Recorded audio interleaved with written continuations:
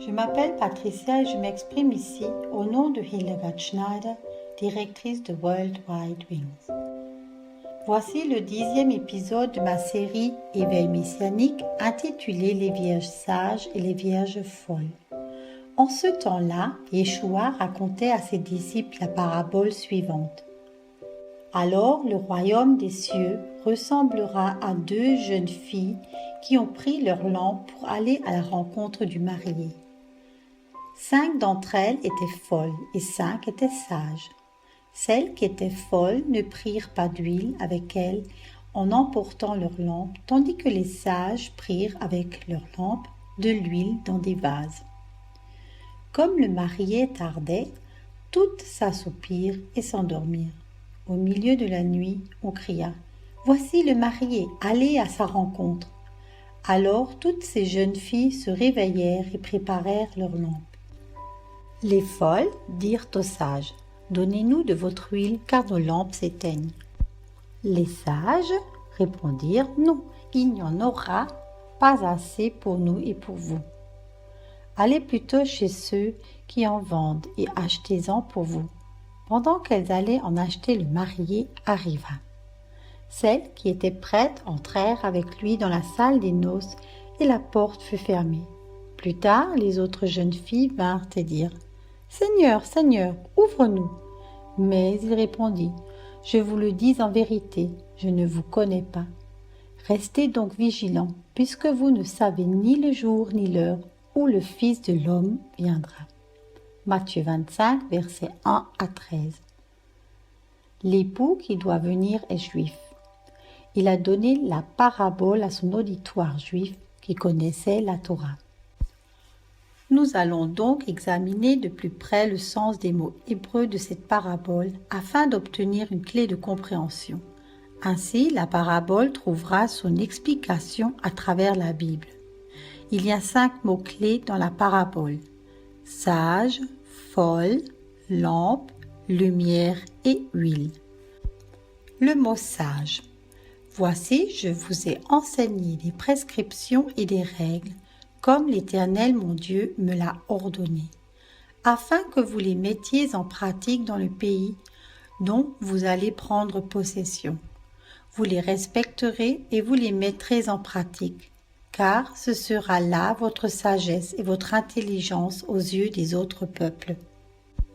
Lorsqu'ils entendront parler de toutes ces prescriptions, ils diront « Cette grande nation est un peuple vraiment sage et intelligent. » Quelle est, en effet, la grande nation qui est des dieux aussi proche que l'Éternel notre Dieu, l'est de nous toutes les fois que nous faisons appel à lui?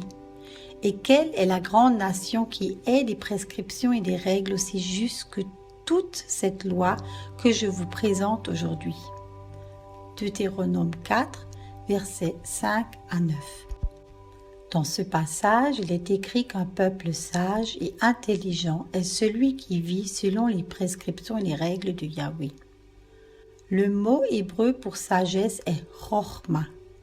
Il s'agit exactement de cette sagesse de connaître les prescriptions et les règles de Yahweh et de les mettre en pratique. Les 5 vierges sages en sont conscientes et les appliquent. C'est passionnant de voir à quel moment le mot sagesse apparaît pour la première fois dans les Écritures, notamment dans Exode 28, verset 3. « Tu parleras à tous les artisans que j'ai remplis d'un esprit d'habileté chokhma, et tu leur diras, ils feront les vêtements qu'Aaron portera lorsqu'il sera consacré et lorsqu'il remplira la fonction de prêtre pour moi. » Ce n'est pas par hasard que Yahweh parle de chokhma pour la première fois lorsqu'il s'agit des vêtements d'Aaron. D'ailleurs, ne sommes-nous pas un sacerdoce royal? Il est dit dans la première épître de Saint Pierre chapitre 2 verset 9 « Vous, au contraire, vous êtes un peuple choisi, des prêtres royaux, une nation sainte, un peuple racheté, afin de proclamer les louanges de celui qui vous a appelés des ténèbres à sa merveilleuse lumière. » Le sacerdoce royal, l'épouse est habillée de vêtements spéciaux. Son épouse s'est préparée. Il lui a été donné de s'habiller d'un fin lin, éclatant, pur. En effet, le fin lin, ce sont les œuvres justes des saints. Apocalypse 19, versets 7 à 8. De même, l'épouse est remplie de l'esprit de sagesse Rochma. Comme elle l'a appris dans la Torah, elle sait ce qui est juste et ce qui ne l'est pas aux yeux de Yahweh. Examinons maintenant de plus près le mot « folle ». Deutéronome 32, verset 6 parle d'un peuple fou et dépourvu de sagesse. Jérémie dit dans chapitre 5, verset 21 « Écoutez ceci, peuple stupide et sans cœur. Ils ont des yeux, mais ils ne voient pas. Ils ont des oreilles, mais ils n'entendent pas. » Dans le premier livre de Samuel, chapitre 13, verset 13, nous apprenons ce qu'est une action stupide. Samuel dit à Saül, « Tu t'es comporté de façon stupide. Zakal, tu n'as pas respecté le commandement mitzvah que l'Éternel ton Dieu t'avait donné. » Dans le mot mitzvah, on retrouve la racine attachée et joindre. Celui qui observe les commandements de Yahweh est donc attaché à lui. En d'autres termes, il est stupide de ne pas respecter la mitzvah commandement et sage d'obéir aux prescriptions et règles, comme il est dit dans Proverbe 10, verset 8. L'homme au cœur sage fait bon accueil au commandement, mais celui qui parle comme un fou court à sa perte. Yeshua fait la même déclaration dans Matthieu 7, verset 26. Mais toute personne qui entend ces paroles que je dis et ne les met pas en pratique ressemblera à un fou qui a construit sa maison sur le sable. Examinons maintenant le mot hébreu ner pour lampe. En effet, le commandement mitzvah est une lampe et l'enseignement Torah une lumière. Et les avertissements de l'instruction sont le chemin de la vie. Proverbe 6, verset 23. Ainsi, la lampe représente les commandements.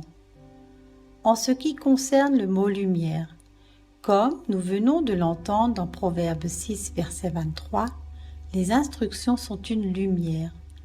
En ce qui concerne le mot huile, l'huile est extraite du fruit de l'olivier.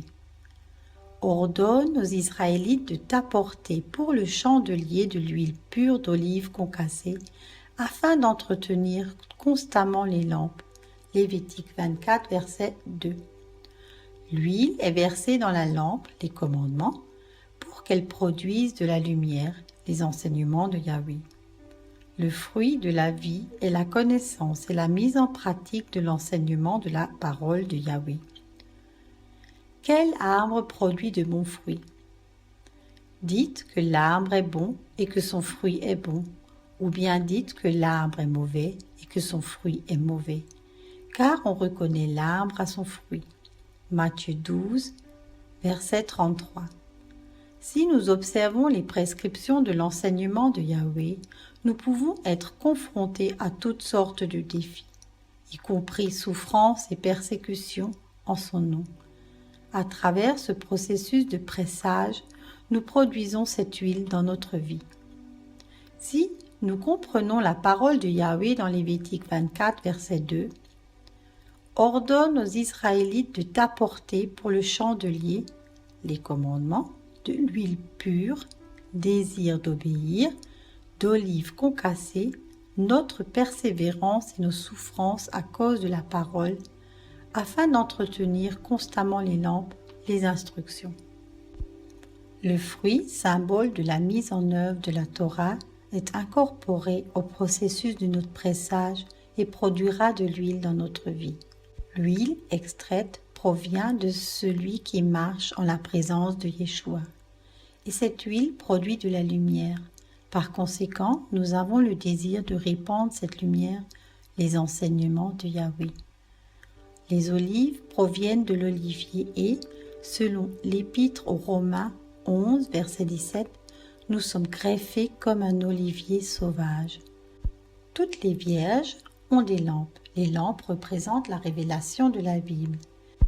Les vierges folles ont une connaissance superficielle de la parole puisqu'elles ne l'approfondissent pas. Elles ne suivent pas tous les enseignements de sa parole. Toutes les deux se sont endormies jusqu'au jour où l'on cria au milieu de la nuit « L'époux arrive ». Alors toutes ces jeunes filles se réveillèrent et préparèrent leurs lampes. Le mot araméen pour préparer signifie « teken », c'est-à-dire « restaurer ». Toutes les deux tentent de mettre de l'ordre dans leur vie avec Yahweh. C'est-à-dire, lorsqu'elles préparèrent leurs lampes, les vierges sages enlevèrent ce qui empêchait leurs lampes de brûler clairement, tandis que les vierges folles ne l'ont pas fait. Le mot hébreu pour huile est shemen. Au Cantique des Cantiques 1, verset 3, il est dit « L'arôme de tes parfums, shemen, est exquis. Ton nom est une huile, shemen, qui s'épanche. C'est pourquoi les jeunes filles t'aiment. » Son nom, Yahweh, est shemen, une huile pour les vierges. La racine du mot shemen est shem. Voici que nous avons ici une signification très profonde en hébreu. Puisque dans le nom shemen signifie huile, on retrouve le mot hébreu shem, à savoir notamment le nom de Yahweh. Son nom fait partie intégrante de l'huile. Les vierges folles ne connaissent pas son nom, Yahweh. Seigneur, Dieu, etc. ne sont pas de nom. En résumé, les sages obéissent à la parole de Yahweh. Les folles sont désobéissantes. La lampe, ce sont les commandements. La lumière est la Torah. L'huile est le désir d'obéir aux instructions de la Torah de Yahweh. Pour l'amour de sa parole, cette huile provient du processus de pressage, de la souffrance et de la persécution dans nos vies. Il est encore temps de suivre les enseignements de la Torah et d'en extraire l'huile. Bientôt, il sera trop tard et les folles diront aux sages « Donnez-nous de votre huile, car nos lampes s'éteignent. » Les sages répondirent « Non, il n'y en aurait pas assez pour nous et pour vous. Allez plutôt chez ceux qui en vendent et achetez-en pour vous. » Pendant qu'elles allaient en acheter, le marié arriva. Celles qui étaient prêtes entrèrent avec lui dans la salle des noces et la porte fut fermée. Plus tard, les autres jeunes filles vinrent et dirent « Seigneur, Seigneur, ouvre-nous » Mais il répondit « Je vous le dis en vérité, je ne vous connais pas. Restez donc vigilants, puisque vous ne savez ni le jour ni l'heure où le Fils de l'homme viendra. » Matthieu 25, versets 1 à 13. Soyez tous richement bénis.